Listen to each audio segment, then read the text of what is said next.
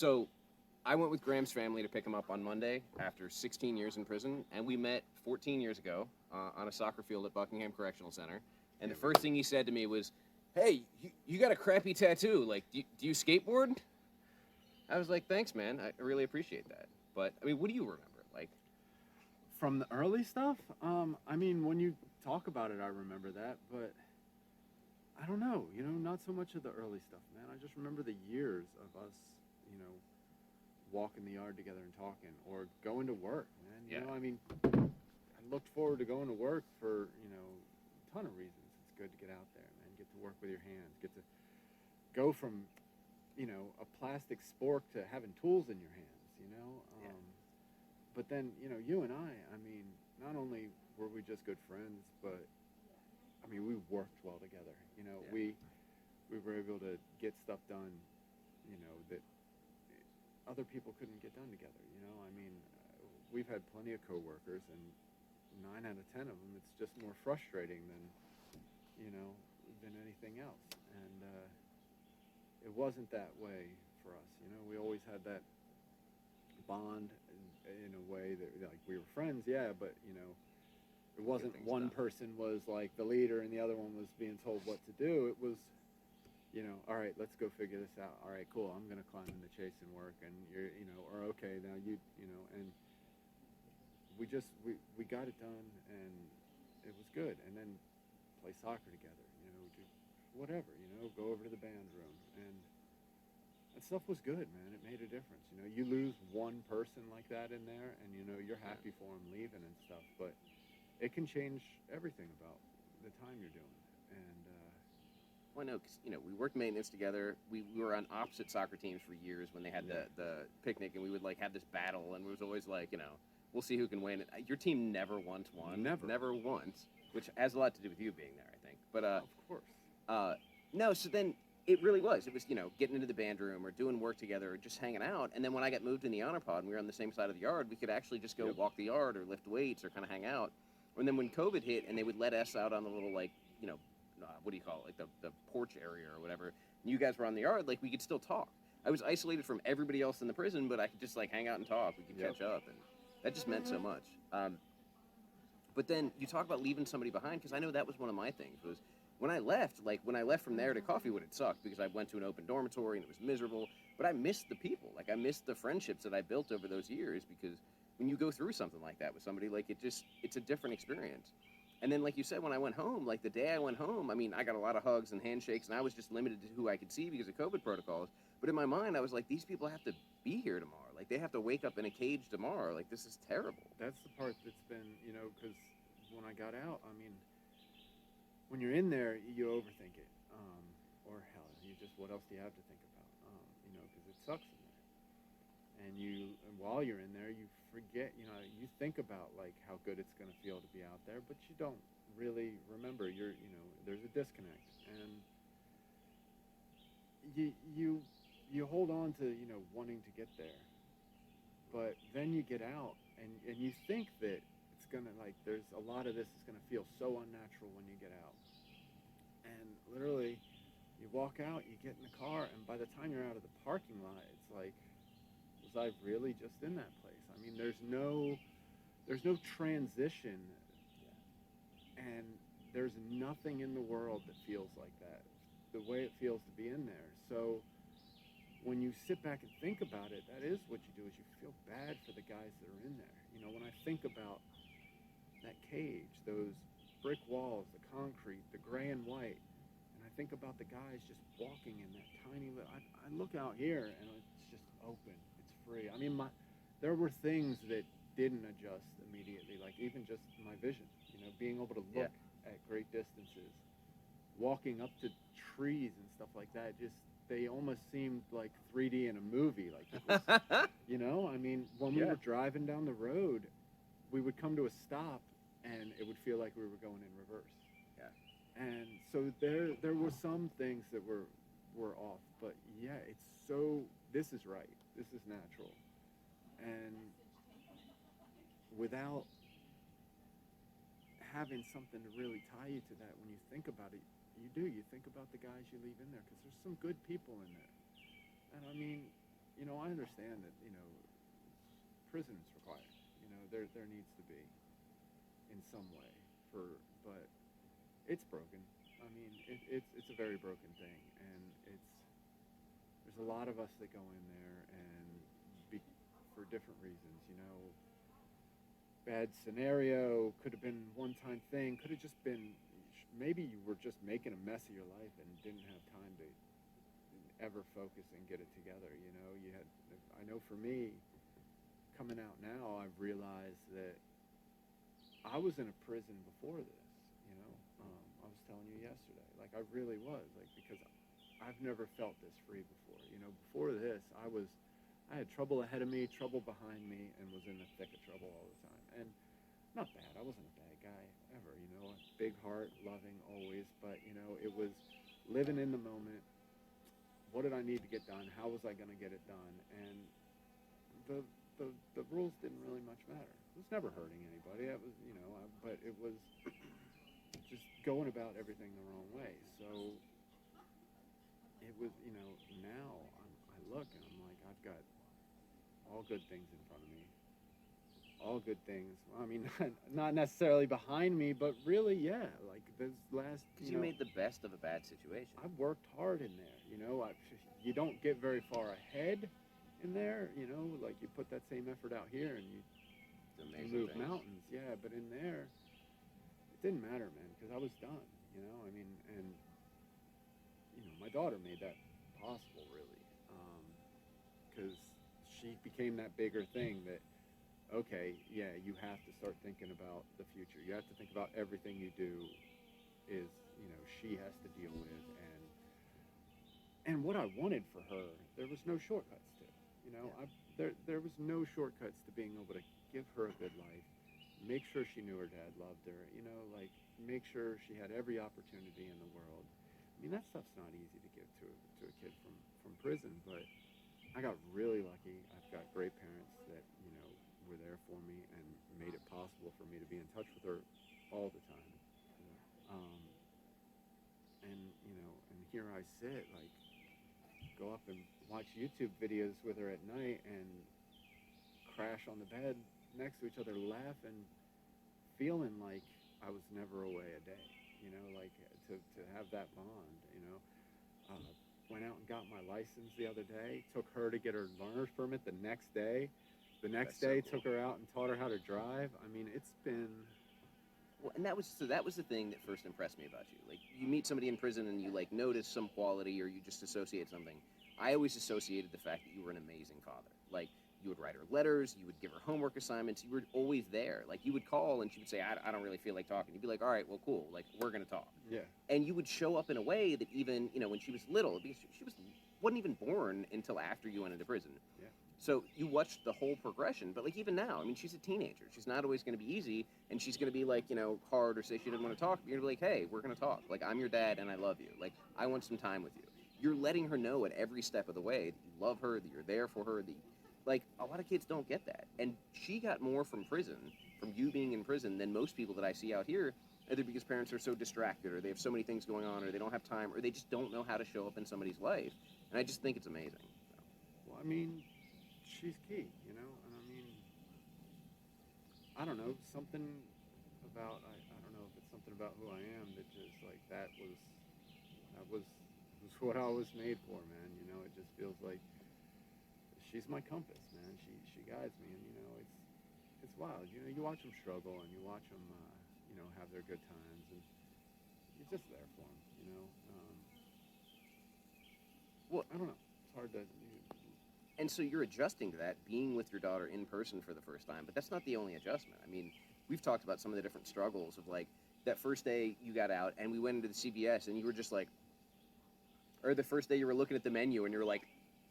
Yeah, I mean, a lot of that stuff is strange. Some of the things that I've had trouble adjusting to in here, stuff that I never would have expected. Like, I'm up all night, just because I want something, I need to do something. There's all this stuff for me to do around here, and my mind is just thinking of, like, I've got goals that, I couldn't really ever work on. I could work towards just on it for 16 years. I could work on who I was to make sure I was best ready for these goals and everything, and do my planning and which apparently spending 16 years planning stuff doesn't go away right away. You stay doing that. So I'm up all night making my plans for my goals. Like, get here. Need to know what that next step is so that I can plan to get over it, in the most efficient way. But I'll walk downstairs in the middle of the night, and I'll go to the cabinet to get something to eat, and I can't decide. And then when I do decide, I say, okay, well, here's this. Well, I don't even know where to look for the other half of that to make what I want to eat. And then I start moving stuff to find stuff, and I realize, well, this isn't my stuff. I wouldn't want somebody to move my stuff. And it's stuff that's ingrained over years of just, you feel uncomfortable. Okay, well, this, and you end up just shutting the cabinet and walking away, Like, I go to do the laundry, and I'm like, I don't know these buttons. Which laundry detergent do I use? Oh, it's not my stuff. Don't touch it. Like. And that's a big thing that a lot of people don't know is that, like, in prison, there's this understanding that you have, like, your space and your stuff, and nobody comes into that, and you don't go into somebody else's. And that's not how it is in the world. Like, people bump into you, like, you live in a house, you work in a place, everybody's in, people are, like, stealing each other's food from the fridge, like, it's not a big deal. Like, that's something you don't do in prison. I'm walking around, I go to the park the other day. Just amazing, beautiful experience, man. Just had a lovely day, and I couldn't stop smiling. Just walking around. And I just, some things just make you smile, and you can't stop. And that's been happening a lot for me lately. But I'm walking around, and people are walking by waving, and dogs coming by, and kids, and they're just waving, and I can't get enough of it. In prison, you walk by people, and you try to not even look at them. You try to, you got people that want to, like, sit on the stairs when you're trying to walk by, stand and throw gang signs in doorways, like, and you're trying to, get to chow, and, like, everything is frustrating. And out here, it's just, people are kind and loving, and you're driving down the road, and people are waving to you, and you're like, oh, did I mess up? Did I not wave to that guy? But it makes you smile when you see it. It makes you feel good. And you realize, like, the weight that's lifted off of you, the stress from being in there, the stress from, you can be living with your best friend and just, like, okay, you wake up in the morning, well, he's still sleeping, so I'm going to just lay here because I don't want to make noise, and I don't want, like, it's just, it's a stressful place, and you look back, you feel bad for the ones you left inside, and since COVID happened too, it's been horrible. It's been really bad, because before and you hate to say this, but before there was things in prison you could do to enjoy yourself. You could go out and you could play soccer. You could go out in the morning and walk some laps, go out in the afternoon, work out, go out in the evening, play some soccer, go to classes, come back, do some artwork, and get your day done. And now it's, if you're lucky, you might go outside for an hour with a couple people, but mostly you're waiting days in a row just to go outside, thinking you're going out every day. And so everybody's high stress. The classes aren't being offered. There's nothing to accomplish. So coming home from that was... It's a shock. Yeah. And you think about those people that are just sitting in their box, like nothing to even work on for progress for themselves, like... It's pretty horrible. Yeah. When I don't know if you'll have this experience. I know for me it was, I hit these moments. It'll be just a random moment in time that just makes me kind of grieve for that past experience or for that loss. Like, I went down to South Carolina, and I was hanging out with my buddy, and, I was playing with his kid, and it was supposed to be, a chance for us to all hang out, he and his wife and his kid, and we were walking in the park, and the kid wanted to hold my hand, and I just started crying. Yeah. There was something in that just touched, like, a part of me that I wasn't allowed to have. Like, I couldn't be somebody in the world. I couldn't be somebody's, like, uncle figure. I couldn't be, and man, it broke me. And it's just, I'm trying not to, like, scare him or think that something's wrong, but I'm just losing it. And it's just those little moments of humanity that we're missing for so long. And it's just, like, kind of punching through that armor and just having a real experience. It's almost overwhelming. it's really overwhelming. There's a lot of it, man. I've been brought to tears. Can't tell you how many times since I've been home. I mean, every time I see one of my friends, seeing you, man, fucking like every time, you know. I mean, looking at each other from in there and then out here. You know? Like, Yeah. I mean, that's unreal. I mean, I've got another buddy, man, like who's, hey, you know, I got a Jeep for you. Another guy that came home from prison that I knew before that. Good guy, man. Like, people being there for you, you know, like, Yeah. and it's because you wonder, you're in there, and you're like, oh man, you're like, we know each other in here, but like, is the connection, you know, because it's a weird place, man. It's such a strange place to be, man, and it's good to know that the work you put in there is genuine. You know, the work you put in on working on yourself, on who you want to be, like it transitions. It does. It's not. That doesn't go away. You know, like. Well, and I know for me, like there were people in there that I hung out with just because I was in prison and we were in there together, and there Of were course. people that were like friends, Yeah. and those were the ones. Like I had a guy who got out and like stole something from me, and I had the ones that really Yeah. broke my heart because it was like, dude, like we were friends, like that meant something to me. Yep. And I think that's really the test, is because one of the comments that I always get is people are like, man, guys get out and they forget about it, and that was always it. It was like I might get like an email or I might get a card, and I don't necessarily blame people because I understand sometimes people just have to put it behind them, like it's too much and they can't process it. But being able to show up for people, and I feel bad because I don't respond to the emails as fast as I can to guys in there. I don't get their letters back as fast as I can, or I can't always accept the phone call because I know how much it means to Yeah. have somebody remember you. And it's like the people that came back. You remember when was it Shad that came back to give the speech at graduation? Remember when he came back in and everybody was Yeah. dude, like That I'm was in tears. great. He and I were never even close, but like No. he came back in and he was like, "You are not forgotten. Like there is a future out for. Like I will show That you was how." impressive. Yeah. Dude, I'm in tears because somebody gave enough of a crap to come back in and like talk about their experience and remind us there's hope and remind us there's a future. And that's why when I had the chance to go back into State Farm, it was like, dude, I got to go in and see people. Like I got to go in and tell people there is a future. Like, look, what do you need? I'll help you, you know, connect you with the resources. And I remember we were doing the graduation there. You know, the Yeah. college graduation. I mean, that was an like out of body experience practically because a little piece of the world got to come in there for Yeah. a moment and experience. You know, we had a little bit of live music, a little bit of, you know, the families in there just talking and loving each other. And I mean, yeah, because we were in tears. I had my how many mom and my times? grandpa. You had your mom come in, and you had your sister come in one time, and your dad Yeah. another time. And we're walking down the aisle receiving diplomas and people cheering for us, and I mean, that just It's surreal. And that's the thing. Like when you have a system that's about like encouraging the best in people, that's what they rise to. When you Yeah. have a system that's about punishing the worst in people, well, that's what they lower themselves to. Like those moments where they allowed us to be our best selves and to recognize that and to encourage us and give us those opportunities, those were when we were our best selves. Like that's what makes the most sense. But instead, you've got guys who are locked down for 3 days and hey, we'll give you a shower. Like we can't deal with this. You're literally locked in a box. Like that may work for like an hour. Like you put a kid in timeout for an hour, maybe that's a good idea, maybe not. I don't know the science behind it. But if you put somebody in timeout for a year or for 10 years or for 30 years, how do you expect them to be anything other than like a miserable, angry, like lonely person? yeah. I mean, I got to the point where like a good number of people in there probably thought I was a real dick because you learn after years of being in there to stand off and wait to get to know somebody, watch their actions. Man, they could be the type of person you're like, oh yeah, you know, that guy's a skateboarder, man, I'll get along with him. You know, that guy's and next thing you know, and no, this dude's a junkie. He's like, and sure, you know, I want to go out of my way to help everybody that's got a problem. But in a place like that, man, like what you end up really accomplishing is you're surrounding yourself with not the right crowd.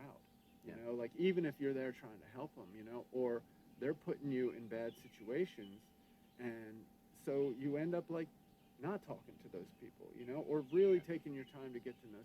Hell, my fucking very best friends in there, I remember seeing him because I'd come to that point where I kind of started judging books by their cover, or at least waiting to, you know, see, you know, waiting years to see how somebody conducts themselves before you know, start letting them in.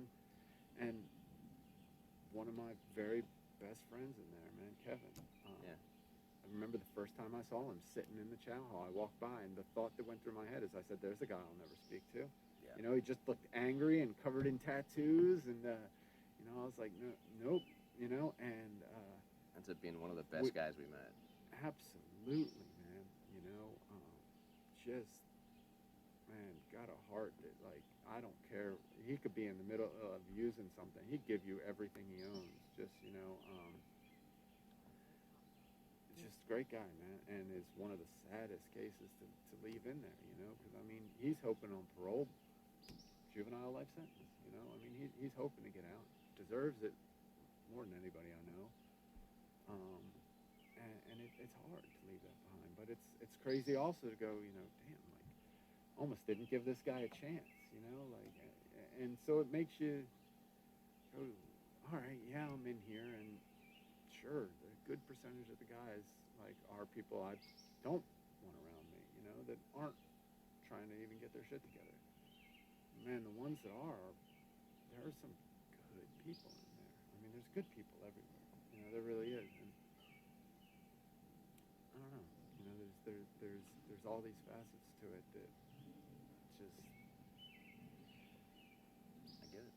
I mean, some of the friendships that I made in there, like being able to come pick you up, like guys that I'm waiting to see. I got another buddy who's getting out on the 18th. Like, I'm gonna ride down there and see him. Like, it means so much because I haven't gone through that. Like, I have a lot of veterans who've reached out and been like, look, that reminds me of what it was like to be deployed with somebody. Like, I probably wouldn't have talked to this guy if we just walked by each other on the street. But like, going through an experience like creates a bond because you find somebody has those same values or those same ideas or the same whatever. And like, we've watched guys struggle. Like, we watched Kevin go through a period where he was struggling and like not his best self. But at his core, he was still a good person. You could still access that, and like, he would be accountable. He'd be like, dude, I'm not doing good. Like, I need to do better. And I think we both did that. We both had moments of not being our best selves. Like, of course. but at the same time, you see what somebody is working towards, and you understand that, you know, sliding back one step doesn't mean you're not making progress. It's just a part of the whole experience. I don't know. I was grateful to be able to meet you, and I was grateful for some of the good people that I met, and I can't wait until we can go pick them up together and put that on film too. Oh man, that's gonna be awesome, right? Yeah. I mean, I'm lucky though. Like, I came out to a really good family, man. We both did. Big Yeah. support, and it's still overwhelming. You know, like, they're helping me with everything. I'm working. I'm you know, I've got a good job. I've got my license already. I got a lot of stuff knocked out quick.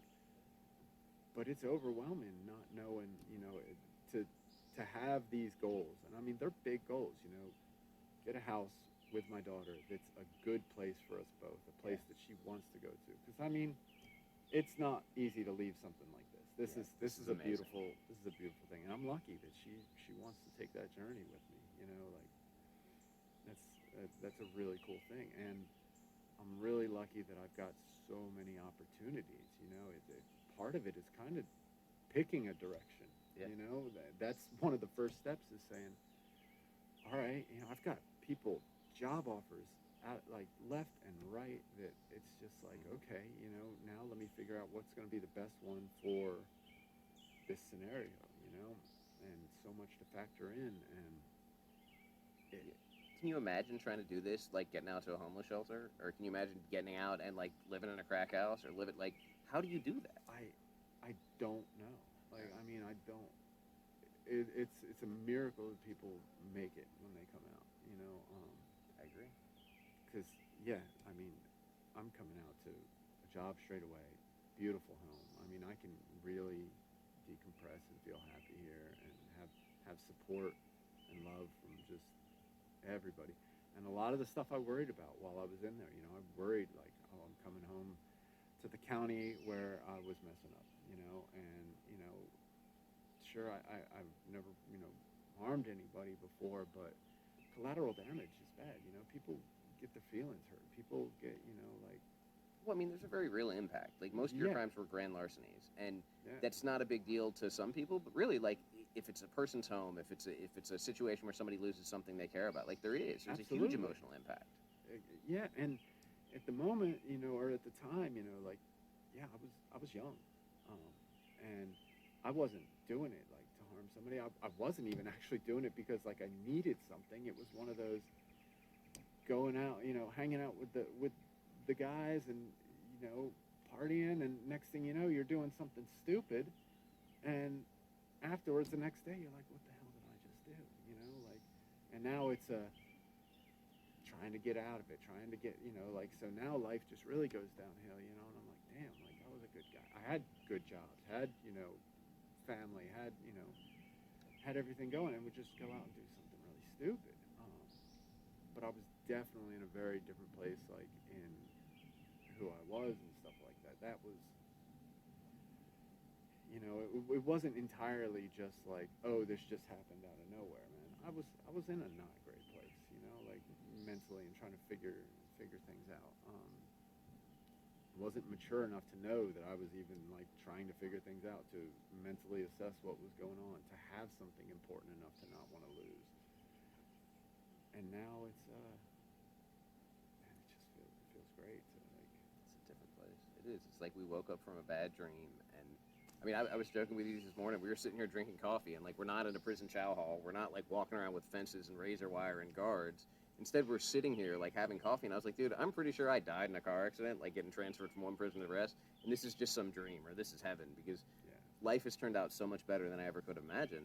But again, it doesn't work out that way for everybody. Not everybody has the family support or the opportunities or the resources. And that's why, I'm trying to start this foundation, which is frustrating. Like, if you've ever done tax paperwork for a nonprofit, it's not the easiest thing in the world. But because I want to make sure we can, on whatever level, provide those educational and support resources to people getting out, as well as to the kids. Because children of incarcerated people have the highest incarceration rate. Like, absolutely. This is horrible. You were incredibly lucky. Your daughter was able to stay with her parents and live in a good place, in a stable place. Most people don't have that. So I don't want these kids to go to prison in the first place. And the people getting out, I want to make sure they can actually succeed and they can do something with their lives. So that's, I look forward to working with you on that too, and look forward to seeing where you go. Like, you're a motorcycle mechanic, you're an electrician, like you've done all these things that we learned inside or that you did before. I don't know. I look forward to seeing where this takes us. And I mean, the dream is motorcycles. Of course. It's my passion. Stay with it. I've got some paths laid out towards it. I mean, life throws you curveballs all the time. See what goes on. Right now, I'm beekeeping with my brother and my father. And love it. I mean, I'm out here in nature. I'm working with my hands again, which feels so good. My feet are still a little tender. There's some things you physically have to get used to. Walking around, never touching bare feet to anything. That takes a little while. But for like I said though, the things I worried about in there coming out, I thought I was gonna run into people that were gonna not like me and it's just been nothing but love and support. Even going into places where I thought, oh gosh, this community's gonna remember, like only the bad stuff, and they don't. They see your face, and you walk in, and you're just smiling and happy to see everybody, and it feels good. It really feels good to be out here, and I hope everybody has the opportunity to do that, because I know not everybody goes home to a good place, and if you go home to that stuff, that's stress, man. Most of the time, people turn towards drugs or alcohol to, get away from that. And that compiled with what everybody's dealing with, it's bad. That the system doesn't have it right. And the thing is, I think everybody at this point knows that the system's broken. They might see a few things that can be done, but nobody has an answer. And well, that's not entirely true. Like, you can look at other systems that are wildly more successful. You can look at programming that's successful. It's just about, we have this divide. We have half the country that's like, hey, we need to be rehabilitating people. That needs to be our focus. We have half the country that's like, no, we need to be punishing people. They did something bad, and we need to punish them. And every study ever done shows that punishment doesn't reduce crime. It doesn't reduce recidivism. It doesn't do anything good. But we have this mentality of wanting to punish people because it makes us feel better. It makes us feel superior. We feel like it's right. But we need to mature, like as a culture, to recognize that this is not making things better, and it is in fact making things worse. Yeah. And until we mature to that point, we're going to continue to make things worse. Oh, absolutely. From the way prison was when I just left, that is not going to help anybody. It's just going to make people worse. That's why overdoses are through the roof. That's why fights and everything's through the roof because you have all this stress, you have no outlets, you have no support, you have nothing meaningful to do with your time, and then you're stuck in a box where it's hot and uncomfortable with a whole bunch of people. Like, you're literally breeding, like, discomfort, you're breeding, it's...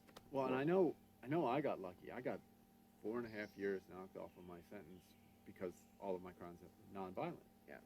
And there were a lot more guys that were going to get that as well, but there at the end, they pulled the rug right out from under them. You know, they decided, oh, well, we've been trying to kill this bill in any way that we can. So in the budget, they eliminated a lot of people from it. And, it's hard when they say, okay, this is the goal you're working towards, getting home. You're getting ready to do it. And then they say no. And it's like, well, yeah, so what do I do? We use a budget amendment to legislate to basically change a bill that the repeal of which has failed 3 different times this year. And then we're spending more money in the budget to keep these people locked up and not allowing them to contribute by paying taxes. And not only that, we're keeping them in conditions that are horrible, that are only going to make them worse. Like, it'd be one thing if we were actually rehabilitating and doing programming, we were like, we need these people to have 6 more months of intensive programming and rehab. Be like, okay, you're making a cogent argument. Yeah. We're like, no, we want 6 more months or a year or 10 years of them being locked in a box and angry and miserable, surrounded by angry, miserable people. Like, that doesn't make sense. It's sad. It's frustrating. You try and see it from both sides. If you're a rational person, you try to look at it from the other side and say, all right, why is this going on? A lot of times you come back to money. Money's not even making sense here because it's costing more to keep them locked up. And it's costing more in the end when you let these guys out who have not been educated, who have only been forced into frustrating situations, who have been kept in so long that they've lost all their family ties and support and have nothing to come home to. And, but at the same time, the world is shifting its view slightly in a way to where, okay, now you don't have guards that want to work there anymore because people aren't really in support of prisons. But instead of them saying, all right, well, now we don't have enough people to staff this place, let's start, letting people out and shutting down prisons and, educating these people to come home because clearly we need to let them out. We don't even have the space or the staff for them. Well, no, let's just make it a more deplorable place for them to live and make it worse for when they get out. And it's really frustrating, to be on the side of trying to work towards fixing that. To try and, when it's, you're talking about how short-staffed they are, how you've got, counselors working the booths in the middle of the night because they have no staff to work the booths, they have no security. I've got staff reaching out to me being like, oh my God, this is terrible, like, we've got to do something about this. And at the same time, it's like, it's just not even in the public eye. Like, nobody wants to talk about it because in Virginia, the DOC has no oversight. Like, there's no oversight board that's saying, like, hey, we're at 30% staffing. Like, this doesn't make sense. Like, this isn't safe. This is more dangerous for guards, more dangerous for prisoners. Instead, we're just like, oh, here's $1.3 billion, or this year $1.4 billion. Like, good luck. That's exactly what's going on.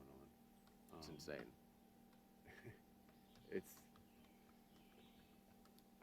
I don't even know how to talk about it any more than that. I mean, because it really is cut and clear and dry, and they try to make it convoluted, and it's not.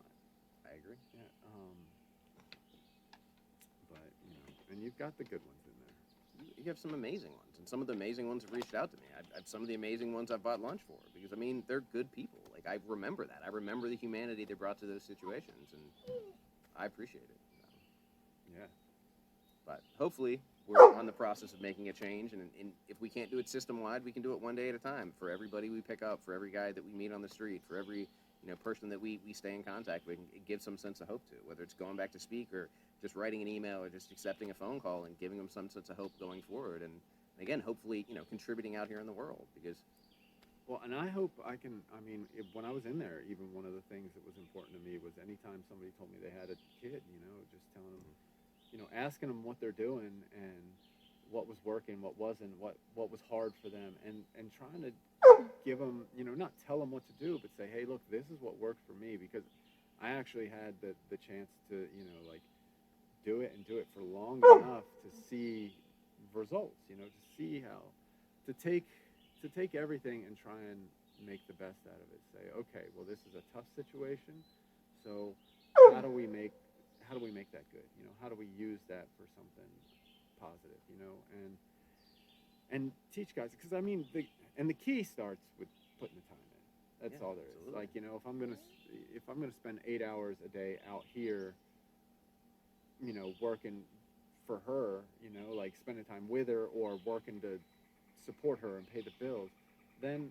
I can find a way to put 8 hours a day in prison. Whether it's, you know, and maybe not 8 hours, but, you know, like if it's writing a letter every day, you know, I mean, because you can tell a kid you love them, but if you're not showing it, like, it doesn't count for anything.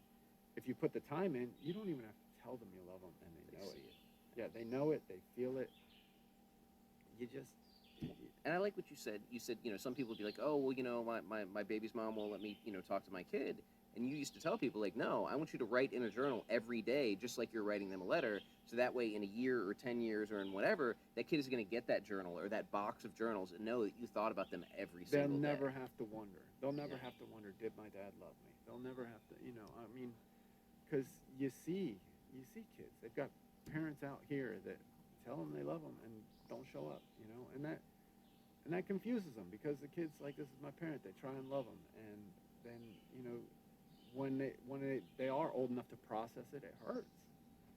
You know, and I mean, I was honest with my daughter from the start too. You know, it wasn't, you know, oh, dad's away at camp or dad's away at work. It was, you know, yeah, I'm in prison and this is what I did. And, you know, if she went to school and somebody was like, oh, your dad's in prison, it wasn't a shock to her. She, you know, she wasn't.